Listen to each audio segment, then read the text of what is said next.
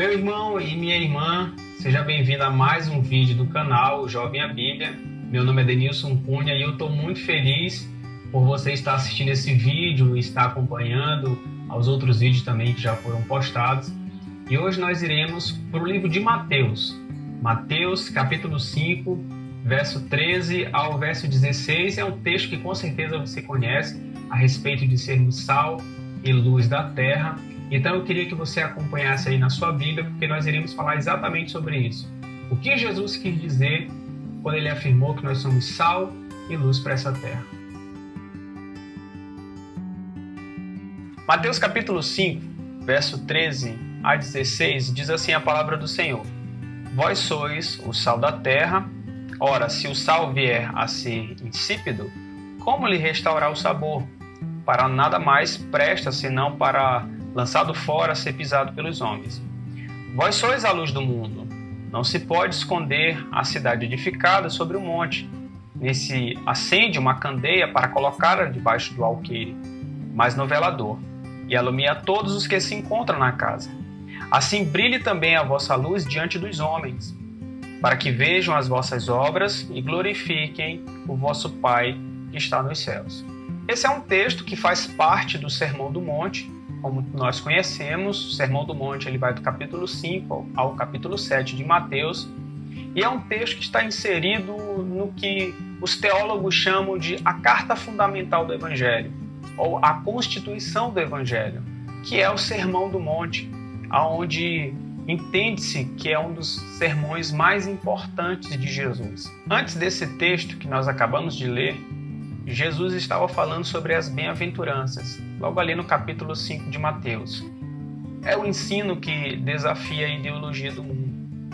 Porque nesse texto, Jesus está ensinando os seus servos a terem virtudes que para o mundo são sinônimos de fraqueza, sinônimos de covardia, sinônimos de desprezo e inutilidades. Por exemplo, no começo das bem-aventuranças, Jesus vai dizer que bem-aventurados são os pobres de espírito, ou seja, aquelas pessoas que dependem por excelência de Deus, da sua graça e do seu favor. Por outro lado, o mundo prega a autossuficiência, o mundo prega a independência de Deus e a satisfação dos seus próprios desejos, a realização própria. Depois, Jesus nos ensina a respeito de que bem-aventurados são os que choram, são aqueles que se quebrantam, aqueles que reconhecem a sua natureza pecaminosa e assim se aproximam do Senhor com o coração contrito e arrependido pelos pecados cometidos, e logo alcançarão o consolo do Senhor. Contudo, o mundo ensina que nós não devemos demonstrar para as pessoas as nossas fraquezas. O homem que deseja conquistar ou que deseja dominar as pessoas, de maneira nenhuma pode revelar para eles que ele tem esse ponto fraco, ou que ele é alguém passível de perdão ou de misericórdia. Para o mundo, isso é sinônimo de inutilidade. Depois Jesus ensina a sermos mansos. E manso é aquele que consegue, por meio do Espírito Santo, controlar os seus impulsos de raivas, as suas emoções violentas, aquela pessoa que exercita o domínio próprio por meio do Espírito Santo. Pelo outro lado, o mundo ensina que nós devemos extravasar nossa raiva, pagar com a mesma moeda aquele que nos ofendeu, impor a nossa justiça própria para existir respeito das pessoas. E dentre tantas outras bem-aventuranças que estão ali. Então ele entra nesse texto do versículo 13, onde ele começa dizendo: Vós sois o sal da terra. O que significa, portanto, ser o sal da terra? O sal, como nós conhecemos, ele é um elemento que serve para dar gosto, sabor a outros alimentos e também para conservá-los. Como discípulos de Jesus, portanto, o Espírito Santo derramará sobre as nossas vidas as bem-aventuranças, de maneira que o seu fruto será evidente através do nosso testemunho, como a alegria, o amor, a bondade, a mansidão, a longanimidade, o domínio próprio. E quando o mundo olhar para as nossas vidas e perceber essa mudança, esse sabor que temos por causa do Evangelho, irão concluir que somente por causa da obra de Cristo Jesus, que nos fez nascer de novo, é que podemos de fato ter um testemunho que agrada a Deus e logo correrão para o Senhor, também com o desejo de ter o verdadeiro sabor em suas vidas, que é a doçura de servir a Deus e de se render ao nosso Senhor e Salvador Jesus Cristo. E um significado ainda mais profundo desse termo, que somos o sal da terra, é que se você come um alimento muito salgado, certamente você terá sede. E quando você é cheio do Espírito Santo, quando você sai por aí proclamando a mensagem de salvação, as pessoas à sua volta notarão Cristo tão forte em sua vida que elas terão sede de ter o que você tem. Elas vão querer beber da mesma fonte em que você está bebendo. Elas vão procurar a água da vida, que só em Cristo pode ser encontrada.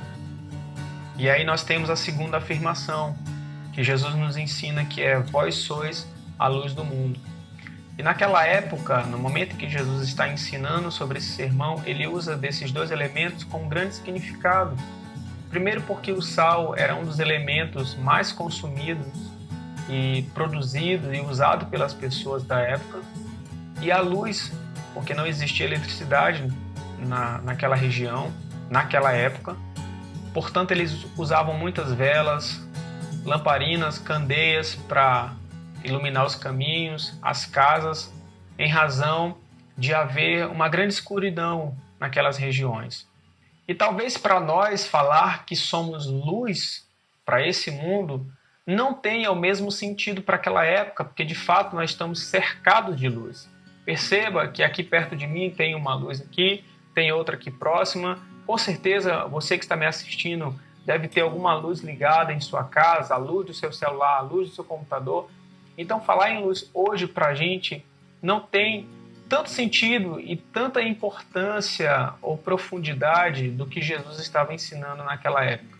Mas basta então que aconteça um apagão para que a gente perceba a importância da luz. Recentemente, no estado do Amapá, aqui no Brasil, eles sofreram com um grande apagão e inclusive ainda estão se recuperando disso. Inúmeros problemas aconteceram em razão da falta de energia naquele local. E os noticiários nos mostram, através das imagens, que era uma escuridão total, um breu gigantesco naquela região. As pessoas ficaram desesperadas pelo restabelecimento da energia para que pudesse ter a luz novamente. Portanto, essa é a ilustração. Uma vida na escuridão, ela está em completo desespero. Uma vida em escuridão, ela está perdida, sem saber para onde ir. E Jesus Cristo é a luz do mundo. O Evangelho de Deus é a luz para as pessoas.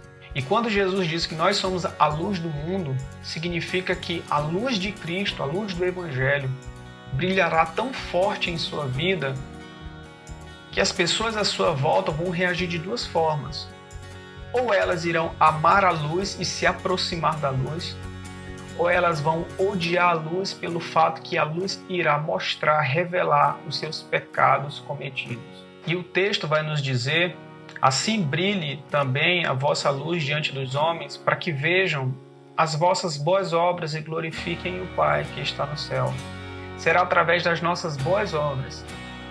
Boas obras que significam a proclamação do Evangelho e obedecer aos mandamentos do Senhor e viver de fato como nova criatura, dando testemunho de que somos de fato filhos de Deus, que nós iremos brilhar no meio das pessoas, de maneira a apontar para elas o Evangelho do Senhor, para que elas se aproximem de Cristo e tenham suas vidas transformadas, para que elas caiam em si e percebam o estado pecaminoso e desesperado em que elas se encontram, da necessidade de ter Cristo Jesus, e que possam contemplar a obra da salvação que Deus, o nosso Pai, desde os primórdios, desde a constituição dos séculos, Ele preparou para todo aquele que crê em Cristo Jesus, que é o plano da salvação, o plano perfeito. Em João 8, versículo 12, diz assim: de novo lhes falava Jesus dizendo: eu sou a luz do mundo, quem me segue não andará nas trevas, pelo contrário, terá a luz da vida. E João ainda, capítulo 9, versículo 5, diz assim: enquanto estou no mundo, sou a luz do mundo. Eu tenho esse cordão com esse pingente aqui, e quando eu aproximo ele de qualquer fonte de luz, seja durante o dia, com os raios solares, ou seja, em qualquer luz artificial, e eu colocá-lo em um local escuro, ele começa a brilhar e a propagar essa luz que ele absorveu. Quanto mais tempo eu deixar ele próximo da luz, mais brilhoso ele fica. E se eu deixar ele por pouco tempo, claro, lógico, ele também brilha pouco. Da mesma forma somos com Jesus. Quanto mais tempo passamos com o Senhor, quanto mais cheio do Espírito Santo, quanto mais da sua palavra nós temos, quanto mais tempo gastarmos com o Senhor no nosso quarto de escuta, mais nós iremos brilhar para o mundo a respeito da palavra Cristo Jesus, para as pessoas que necessitam da mensagem da salvação. A minha oração pela tua vida é que você seja verdadeiramente o sal da terra e para que também você seja a luz para o mundo. Que o Senhor te abençoe. Meu querido amigo, meu irmão e minha irmã, eu queria te pedir de maneira especial que você ativasse o sininho das notificações. Se possível, se inscreva no canal, isso ajuda o canal a crescer. Mas o meu maior desejo é que você compartilhe essa mensagem com outras pessoas, com a sua família, com a sua igreja, com os seus amigos. Porque eu tenho certeza que a mensagem de Deus assim alcançará mais corações. Até o próximo vídeo.